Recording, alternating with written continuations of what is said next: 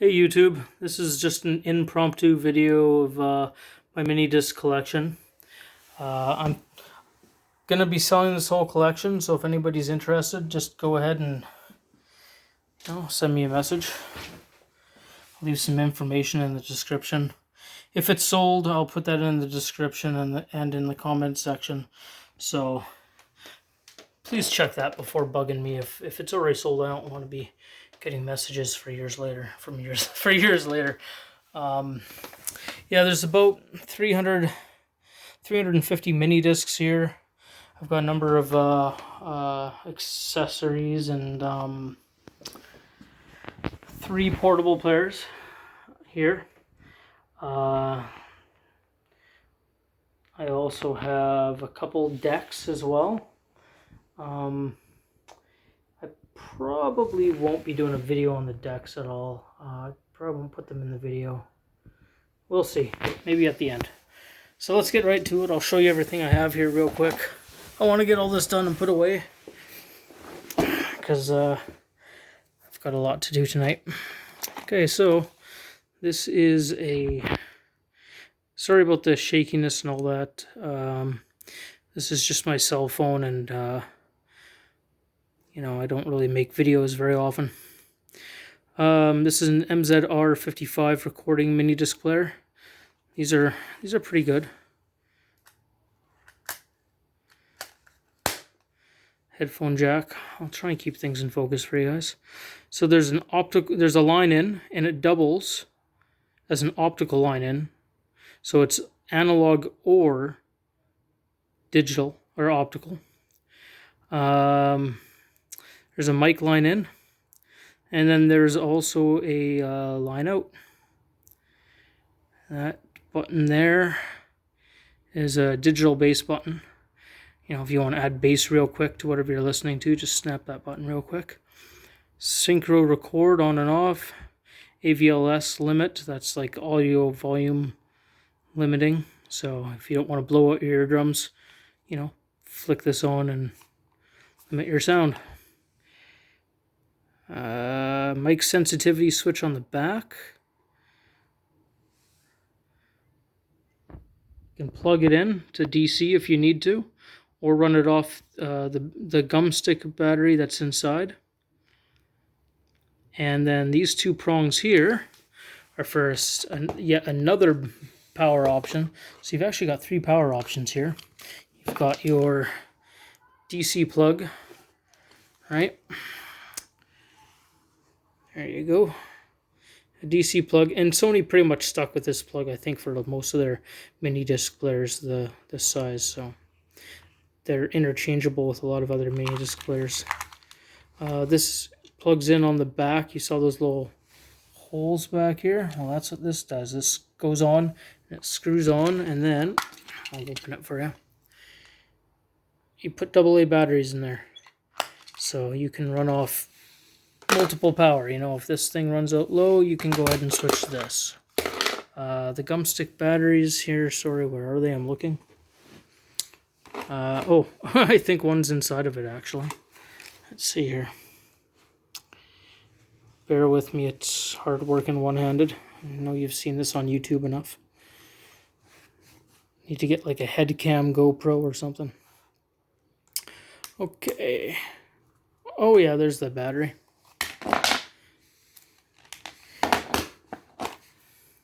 Little disclaimer. I haven't checked the battery. It's pretty old. I can't guarantee if it works, and if it does, how much of a charge it is. I'm not going to waste my time charging it up and testing it out. When I did my entire mini disc conversion, I actually used my NetMD player, and I just ran it off batteries. I'll get to that one here in a moment. There's another gum stick battery here with charger. This gum stick goes in this one over here. So this is a pretty decent recording one. This one here, we'll get to this one here next. What the hell? The battery power, real quick, I'll mention while it's in my mind. It takes a gum stick here, but I'm not sure if you can tell in the video, but what's neat about this battery slot is it takes a AA as well. So look at this. You can put a gum stick in there, but that little round circle space that's left, that's actually room for a AA. So you can take that out and switch to a AA in the same slot. Not at the same time, mind you. But yeah, these things run pretty well on power. This is the MZ E25. Show you the front here. It's got a hold switch so you don't push all the buttons accidentally.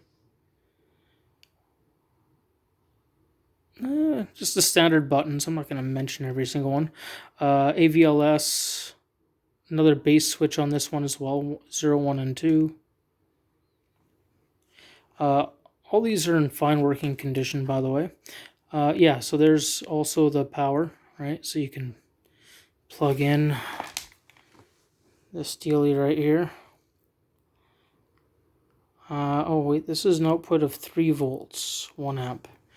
Okay, so this one might be for this one here, not this one, because this says 1.5 volts in. So yeah, you probably don't want to use that. I don't know what the other one is. I don't know, I've got 2.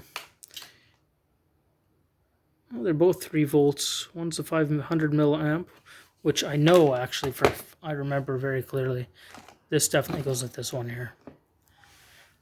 And this one here, so this one doesn't use a whole lot of ampage. This one here's same voltage, higher amp. So I'm not even sure if this is supposed to go with these. Maybe this is for my...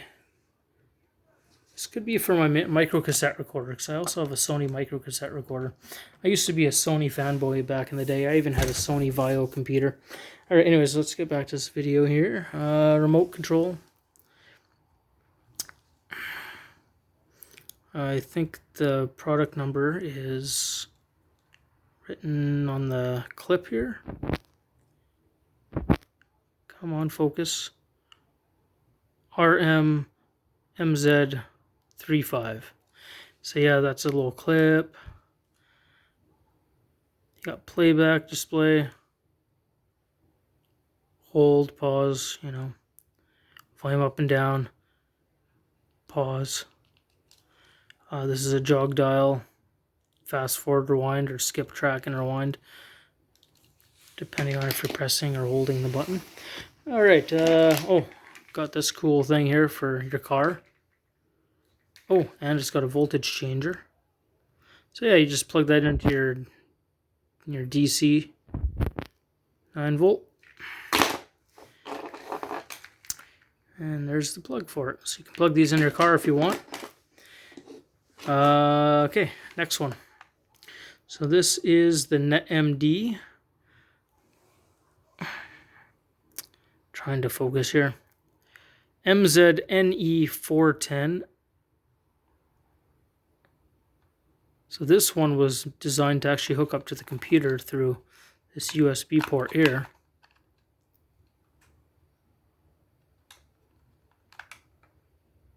Not too much on this one.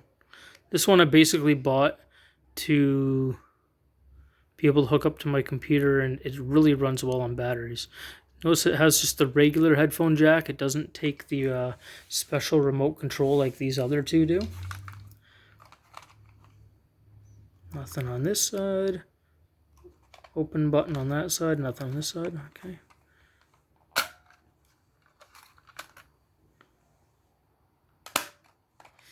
Distinctive sound, eh? Listening to these things open and close. It's almost nostalgic for me hearing the sound of a Minidisc door open and close, because I haven't really listened to my Minidisc players for years. I kind of had them in storage for a while. Probably had them in storage for like a decade. So they're actually in really good shape for their age. I didn't use them a whole lot back in the day. Mostly this one. I did my recording on this one, and then this one, and then basically I bought this one here just because it was pretty good on power, and it was small, and yeah, I just kind of wanted to save the life of the other two. So I literally bought an extra one just so these would last forever. Because this at the time when I bought it was a very expensive one. This one here, by the way, I just gotta mention, it is so light. It runs on one AA battery, and you'd be amazed at how long this battery lasts. Like even when the display is on it and it's flashing that the battery's low, I've still managed to play like about 4 or 5 hours worth of music on a dead battery. Like it would still just play like all day long for me. So, and even recently I've tested that because this is the one I use to record all my music over to my computer. All right, we'll take a look at a couple discs here just because they look cool. That's one of the Memorex. By the way, all my discs are the 74-minute discs. I think every one of my collection is. I don't have any of the... I think they made 1 gig discs or something else for data and, you know, later on. These are just the 74-minute discs, just in case anybody was cared. I love this one. It's so cool looking. And if anybody has seen the movie Strange Days with Ray Fiennes and Juliette Lewis, I think Michael Wincott might be in that. Yeah. Well, in that movie, I'm pretty sure you actually got to see, I think, this Memorex, this Sony, and maybe even this one here. This TDK might have been in the movie too. This is probably my favorite. I literally bought this, like it cost like 5 times as much as any other mini disc at the time, maybe even more. Like one disc, I can't remember how much it was, but it was pricey. I bought it just because it looked cool, and I think it's I don't even think I recorded anything on it. I think it might be blank. Yeah, I didn't even want to put labels on it, you know, because it just looked, like, look at it, just looks awesome. But yeah, I was in that movie, Strange Days. That's one reason why I bought it. Actually, there's one disc in here where I made my own custom Strange Days soundtrack, where I used sound clips from the movie, along with the original soundtrack. And I kind of did like my own Quentin Tarantino kind of soundtrack, if anybody's familiar with his soundtracks. He always has like sound clips and stuff from the movies, from his movies. And all right, so moving on. These discs here, most of these discs, by the way, I'll just let you know, they're these things. Who makes them? They're Maxells. So the majority of this collection is Maxells. There is a lot of Sony here too, but mostly Maxells. Now what's cool about these Sony ones is that these cases would fit into these little things. So you could pull out the case, I'll show you here. One, and they'd hold 4 together, so you could kind of stick that in your pocket nice and easy, right? And I got a bunch of these. They're over here. I got like, I don't know, 5 or 6 of them. So that's kind of cool. Very convenient for walking around. These things here, there's another one down there. I've got 3 of them. These will hold your discs.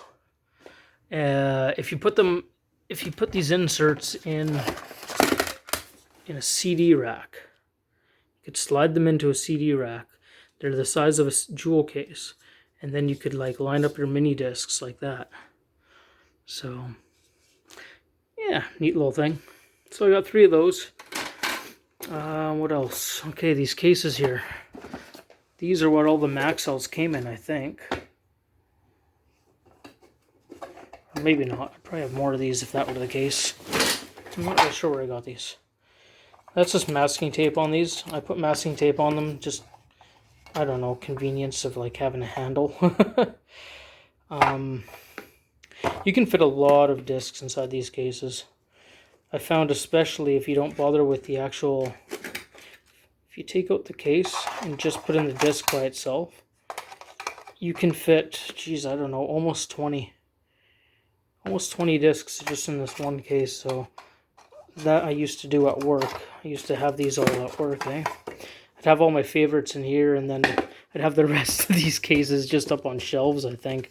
Yeah, back when I worked somewhere where I could trust my coworkers, and, you know. Let's see what else we got here.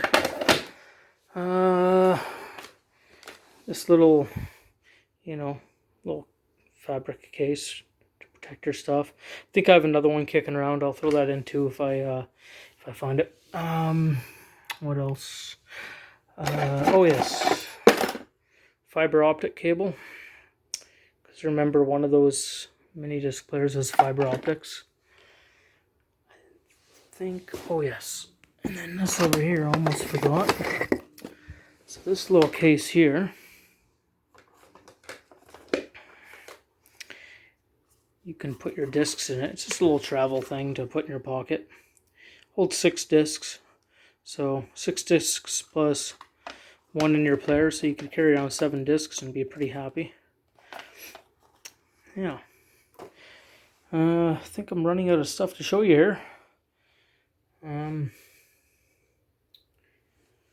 I do have, maybe there's some Alice in Chains fans out there. Okay, hold on. Go sit down over here. So we got Alice in Chains on Minidisc. This is like literally the one album I bought on Minidisc. Everything else is pirated.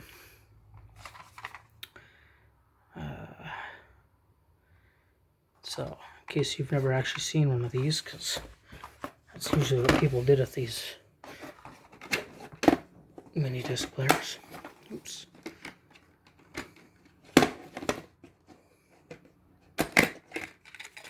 So, and this is in great shape, by the way, if you're a collector of Alice in Chains stuff.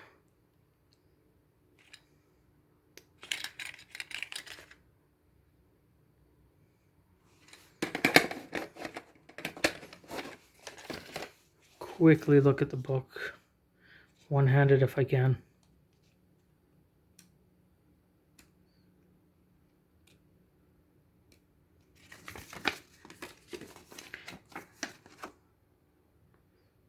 So yeah, that was the Unplugged. Pretty good. And for any collectors, I guess, they might be interested in this Sony music book here. Again, just everything here is in pretty damn good condition. Like, I take care of my stuff, and again, I haven't used this stuff for like a decade, so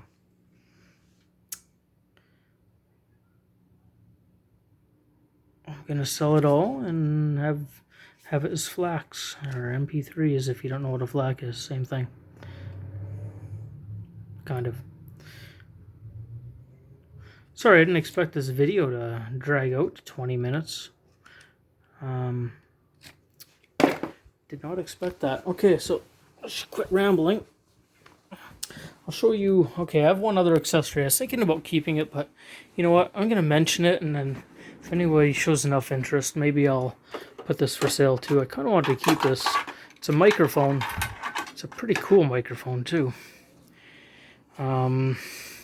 Not that one. That's for podcasts. This one here. Let's just sit down here.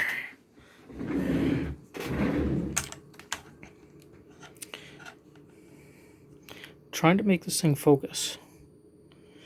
There we go. So you got power. Now what's cool is this is a stereo microphone, right?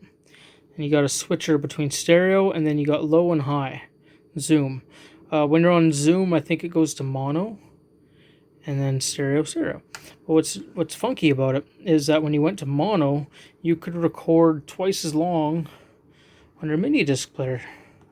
If you're recording just, like maybe voice or conversations or what have you, interviews perhaps, then you could record for twice as long on a disc. Otherwise, switch to stereo, and it was pretty good. I used it to make a couple bootlegs here and there. I think I got like Bo Diddley in Edmonton, and that one didn't turn out too good. I think I was dumb and accidentally like left this on high zoom or something. You know, come to think of it, low and high might actually be still stereo. I don't remember. I'm having a brain fart now. It's been years since I used this.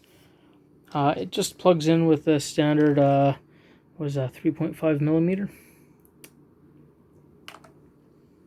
And it does have a battery here. I think it's a CR20, let's see, is it 20? I don't know. Give me a sec here. I'm going to look at this thing. 20, frick. Sorry guys, this is a terrible video. 2025.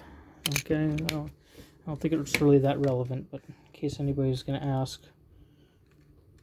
This is a little kickstand. So you flick that up, and then I'll show you here.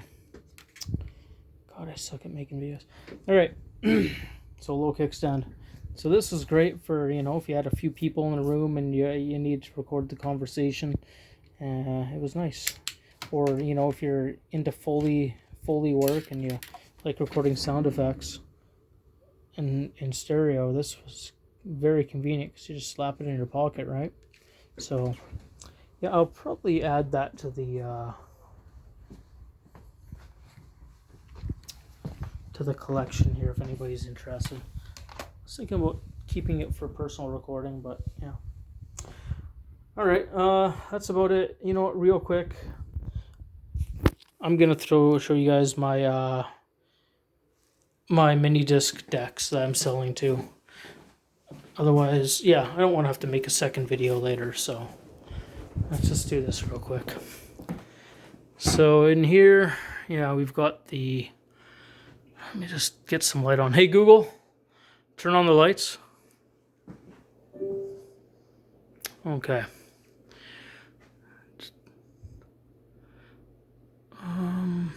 Just trying to find the model number for you guys. Oh, here we are. So we got the MD5 JE320 and the even better MD, oh I'm sorry, that's MDS JE510. We'll show you the top one first.